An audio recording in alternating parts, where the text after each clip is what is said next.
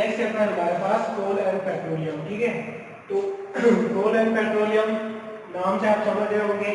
ठीक है, आपके दिमाग में कोल से क्या आ रहा होगा, कोयला आ रहा होगा। ठीक है, और पेट्रोलियम से क्या आ रहा होगा, पेट्रोल डीजल। ठीक है, तो ये क्या है, सारे फ्यूल्स हैं। फ्यूल्स क्या होता है, सबसे पहले अगर हम फ्यूल्स की बात करें तो फ्यूल्स क्या है, किसी भी चीज को एनर्जी देने के लिए हमें क्या होती है, फ्यूल्स की जरूरत होती है। ठीक है, तो एनर्जी देने के लिए जैसे हमें एनर्जी की जरूरत है, हम फ्यूल के बेस पे क्या लेते हैं, भोजन लेते हैं, खाना लेते हैं ना, बहुत सारी खाने वाली चीजें खाते हैं, तो उससे क्या मिलती है, हमें एनर्जी मिलती है। तो जो फ्यूल्स होते हैं हमारे, वो भी क्या काम करते हैं, मशीनरीज को, एरोप्लेन्स, ट्रेन्स या फिर कार, जो सी के जो समुद्र के बड़े बड़े जहाज होते हैं, उनके लिए भी क्या जरूरत होती है, फ्यूल्स की जरूरत होती है। ठीक है, तो जो कोल एंड पेट्रोलियम है वो मेनली हमारे क्या है, फ्यूल्स है। ठीक है, इससे पहले हम जानेंगे कि ये हमें मिलते कहाँ से। ठीक है, ये हमें मिलते कहाँ से, नेचुरल सोर्सेस से। तो नेचुरल रिसोर्सेज हमारे पास क्या है, हमारे चारों तरफ जितनी भी चीजें हैं वो सारी क्या है, नेचर ने ही तो दी है। ठीक है, बल्कि हम ह्यूमंस भी जो है वो भी तो नेचुरल है, वो भी तो नेचर का बनाया हुआ है ना। ठीक है, बट हमारे द्वारा, हमें नेचर ने बनाया है, बट हमारे द्वारा जो चीज बनाई जाती है उसे कहते हैं आर्टिफिशियल। ठीक है, बट जो भी चीजें नेचर ने बनाई वो सारी नेचुरल होती हैं। तो जितने भी हमारे फ्यूल्स हैं वो सारे के सारे हमें कहाँ से मिलते हैं, नेचर से मिलते हैं। तो सबसे पहले नेचुरल रिसोर्सेज की बात करें तो नेचुरल रिसोर्सेज हमारे पास होते हैं दो टाइप के, एक होते हैं इन एग्जॉस्टिबल और एक होता है एग्जॉस्टिबल। ठीक है, तो अगर हम बात करें इन एग्जॉस्टिबल की, तो इन एग्जॉस्टिबल क्या होता है हमारा, वो रिसोर्सेज जिनको हम यूज करते जाएंगे करते जाएंगे करते जाएंगे, बट वो कभी क्या खत्म नहीं होंगे। इनमें जैसे हम सनलाइट का यूज करते हैं। ठीक है, सोलर पैनल बनाने के लिए सनलाइट का यूज करते हैं ना, तो सनलाइट तो कभी खत्म होगी नहीं, सन तो हमेशा रहेगा। ठीक है, एयर हो गई हमारी, विंड तो चलती रहती है ना, तो विंड भी कभी खत्म नहीं होगी। तो इनका हम जितनी चाहे उतना यूज कर सकते हैं। और क्या है, इनको यूज करने से हमें कोई क्या पॉल्यूशन भी नहीं होता। अगर हमने सोलर पैनल्स लगाए हैं, वो सोलर लाइट को क्या करते हैं, इलेक्ट्रिसिटी में कन्वर्ट करते हैं विदाउट एनी पॉल्यूशन। ठीक है, वैसे ही एयर है, एयर से क्या बड़े बड़े वो देखे होंगे आपने, फनल्स देखे होंगे, तो पवन चक्की रहती है। ठीक है, तो वो भी क्या होती है, एयर से चलती है। तो वो भी क्या करते हैं, एयर पावर को क्या करते हैं, इलेक्ट्रिसिटी में कन्वर्ट करते हैं विदाउट एनी पॉल्यूशन। अब दूसरी तरफ हम बात करें एग्जॉस्टिबल नेचुरल सोर्स की, तो इसके नाम से ही लग रहा है एग्जॉस्ट। ठीक है, एग्जॉस्ट मतलब एक ना एक दिन क्या हो जाएंगे, ये खत्म हो जाएंगे। जब हम क्या करेंगे, जब ह्यूमन एक्टिविटीज से ये क्या हो जाएंगे, एक ना एक दिन खत्म हो जाएंगे। जैसे कि हमारे पास नेचुरल एग्जॉस्टिबल सोर्सेज कौन कौन से हैं, फॉरेस्ट है, फॉरेस्ट को अगर काटते जाएंगे, जंगलों को काटते जाएंगे, तो एक दिन क्या होगा, जंगल सारे साफ हो जाएंगे, पेड़ सारे खत्म हो जाएंगे। ठीक है, बिना लगाए हुए अगर यूज करते जाएंगे तो क्या करेंगे, एक दिन क्या हो जाएगा, ये फॉरेस्ट क्या हो जाएंगे, सारे खत्म हो जाएंगे। वाइल्ड लाइफ, जैसे हम क्या नॉन वेज खाते हैं, तो ज्यादा से ज्यादा अगर सारे के सारे ह्यूमंस क्या होगा, नॉन वेज खाने लग गए, तो क्या होगा, सारे के सारे जानवर भी खत्म हो जाएंगे ना। तो इसी तरीके से मिनरल्स हो गए, मिनरल्स को बनने में सदियां लग जाती हैं। कोल हो गया, कोल, पेट्रोलियम, ये भी क्या है, नेचुरल एग्जॉस्टिबल रिसोर्सेज है। ठीक है, ये क्या है, ये भी सारे लाखों सालों पहले से बन रहे हैं।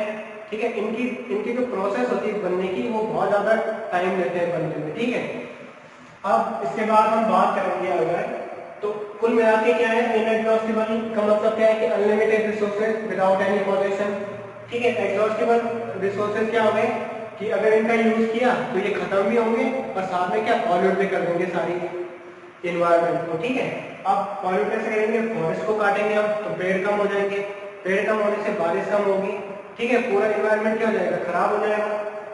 फॉरेस्ट को काटने से क्या ऑक्सीजन भी कम देंगे, क्योंकि यही फॉरेस्ट ही तो होता है, फॉरेस्ट में पेड़ होते हैं ना, तो पेड़ क्या करता है, फोटोसिंथेसिस से क्या करता है, कार्बन डाइऑक्साइड लेके उसको किस में कन्वर्ट करता है, ऑक्सीजन में कन्वर्ट करता है। तो अगर फॉरेस्ट ही रहेगा तो ऑक्सीजन भी कहाँ से आएगी, और ऑक्सीजन नहीं आएगी तो ह्यूमंस का बचना भी क्या हो जाएगा, इम्पॉसिबल हो जाएगा। ठीक है, वाइल्ड लाइफ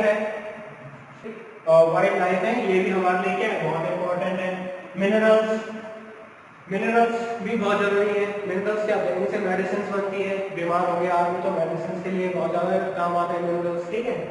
कोल, कोल किसके लिए, फ्यूल के लिए यूज होता है, ठीक है। जैसे पहले ट्रेन चलाने के लिए यूज होता था, इंजन, कोल इंजन होता था पहले, ठीक है। उसमें क्या किया जाता था, कोल को जलाया जाता था, फिर इंजन को पावर मिलती थी। और इससे क्या, इससे इसको जलाने से हमें क्या मिलेगा, पॉल्यूशन ही तो मिलेगा। अब यहाँ पे अगर सनलाइट और एयर की बात करें तो इनको चाहे कितना भी यूज कर लो, क्या होगा, कभी भी पॉल्यूशन नहीं होगा, ठीक है। तो अब हम नेक्स्ट टॉपिक पे आते हैं, कोल पे, ठीक है। अब हम अगर कोल की बात करें, ठीक है, तो सबसे पहले कोल बनता है ऐसे, इसको ये नेचुरल रिसोर्सेज है तो नेचर ने बनाया होगा इसे, ठीक है। बट इसकी प्रोसेसिंग में क्या हुआ, बहुत ज़्यादा टाइम लगा है, ठीक है। तो सबसे पहले इसकी प्रोसेसिंग बताता हूँ मैं कि कैसे कैसे बनाई है। तो लगभग ऐसा लगा लो कि 300 मिलियन ईयर्स एगो क्या हुआ कि हमारे जो वेटी एरिया थे, अर्थ पे जो वेटी एरिया थे, वेटी एरिया मीन्स जो हिल की तलहटी पे होता है ना, नीचे नीचे वाला एरिया जहाँ पानी ज़्यादा होता है, वहाँ पे क्या था कि डेंस फॉरेस्ट था।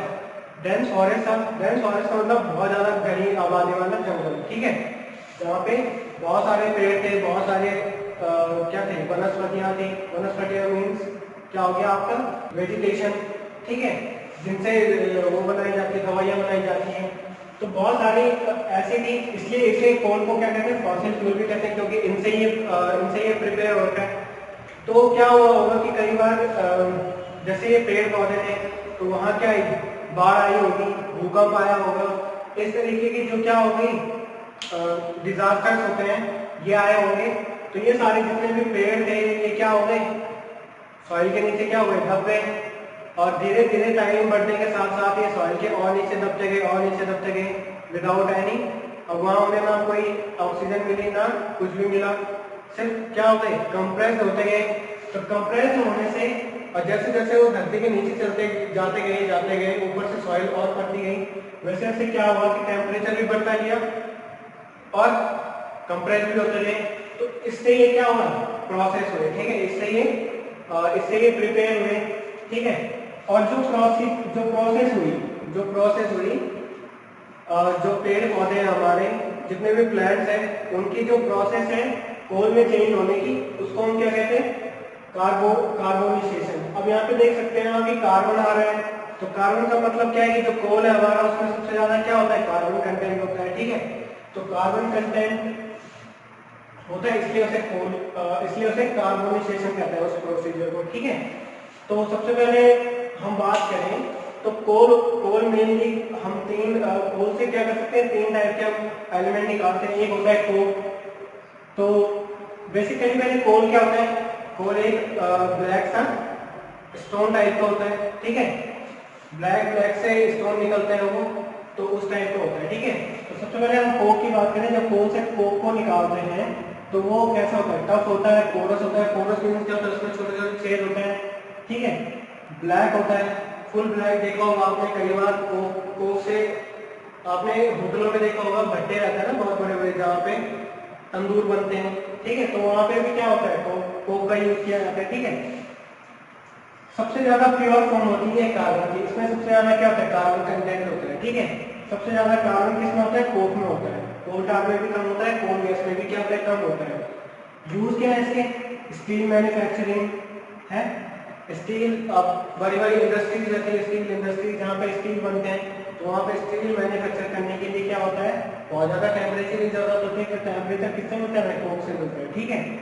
तो एक्सट्रैक्शन ऑफ मैनी मेटल्स, जहाँ पे क्या होती है, हमारी माइनिंग होती है ना, जहाँ पे हम मेटल्स निकालते हैं, सोना चांदी ये सो वगैरह वगैरह जितने भी मेटल्स होते हैं, तो उनके एक्सट्रैक्शन में भी क्या होता है। अब जो मेटल्स होते हैं हमारे, वो जब हम नेचर से लेते हैं उसे, तो वो पत्थरों में जुड़े हुए होते हैं, तो क्या करते हैं, हम पत्थरों को अलग कर देते हैं और मेटल को क्या करते हैं, अलग करते हैं।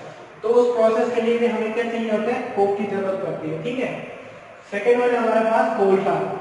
कोल tar आपने सुना होगा नाम, जो हमारे रोड मटेरियल है, रोड पे जो ब्लैक ब्लैक सा होता है, वो भी क्या होता है, इसी की एक वैरायटी होती है, ठीक है। तो सबसे पहले ब्लैक होता है, थिक लिक्विड होता है, देखा होगा आपने, थिक सा लिक्विड होता है, मोटा मोटा लिक्विड, जैसे हमारे क्या होती है जैसे आपने हनी देखा होगा ना, हनी हनी कैसा होता है, मोटा मोटा होता है तो वैसे लिक्विड होता है ये, बट इसकी जो स्मेल होती है वो बहुत ज़्यादा क्या होती है, खराब होती है। ठीक है, स्मेल ही बहुत ज़्यादा गंदी स्मेल होती है। इसमें लगभग 200 सब्सटेंस होते हैं। यूजेस क्या है इसके, सिंथेटिक डाइज बनाने के लिए, सिंथेटिक कलर्स होते हैं। ठीक है, कुछ डाइज मतलब कलर्स होते हैं तो उनको बनाने के काम आता है। ड्रग्स बनाने के काम आता है, ड्रग्स मीन्स मेडिकल फील्ड में क्या होता है, मेडिसिन बनाने के काम आता है। ठीक है, एक्सप्लोजिव बनाने के काम आता है। एक्सप्लोजिव मीन्स देखा होगा आपने रोड कंस्ट्रक्शन में कभी कभी बड़े बड़े पहाड़ों को गिराने के लिए, चट्टानों को गिराने के लिए किसकी जरूरत पड़ती है, एक्सप्लोजिव की जरूरत पड़ती है, तो उसमें भी ये काम आता है।